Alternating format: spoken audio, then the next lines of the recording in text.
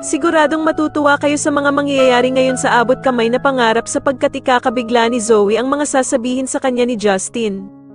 Dito nga ay makakahanap ng katapat itong si Zoe dahil sa magkakasagutan sila ni Justin at dito nga ay may sasabihin si Justin sa kanya na sobrang ikakagulat niya. Samantala ay masayang sinabi na nga ni Annalyn sa ina niyang si Lynette ang good news na kasama nga daw siya sa napili ni Doc Carlos na pupunta ng Japan. Subalit may ipagtatapat nga daw si Lynette sa kanya tungkol sa kanyang asawa na si Doc Carlos at kung ano nga daw ang totoong sinapit nito sa kanya. Sa kasamaang palad naman ay mukhang hindi nga ito may pagtatapat ni Lynette dahil sa biglang dadating nga itong si Doc Carlos at maaktuhan niya ang pag-uusap nilang mag-ina. Sa kabilang banda naman dahil nga sa nakitang sugat ni Diyosa sa braso ni Lynette ay sigurado nga daw ito na si Doc Carlos ang may kagagawa ng kanyang sugat. Kaya naman ay agad na yayayain niya si Aling Susan na pumunta na sa mga pulis para isumbong si Doc Carlos sa ginawa nito kay Lynette. Samantala matapos nga ang matagal na pagkawala ng mag-inang Moira at Zoe, ay muling babalik na nga ang mga ito ng Apex.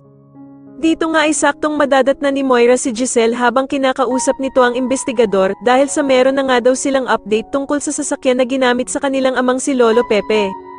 Bigla namang makikisali ang bruhang si Moira sa kanilang usapan at sasabihin nga nito na masyado naman daw siyang na-miss ni Giselle. Samantala sa pagbabalik naman ni Zoe, ay agad itong makakahanap ng katapat dahil sa pagsasabihan niya si Justin na hinding-hindi daw nito maaagaw ang Apex sa kanila. Pero sasagutin naman siya ni Justin na ihanda na nga daw niya ang kanyang sarili dahil sa malapit na nga daw siyang maging sampid sa Apex kapag nagising na nga itong si Don Pepe.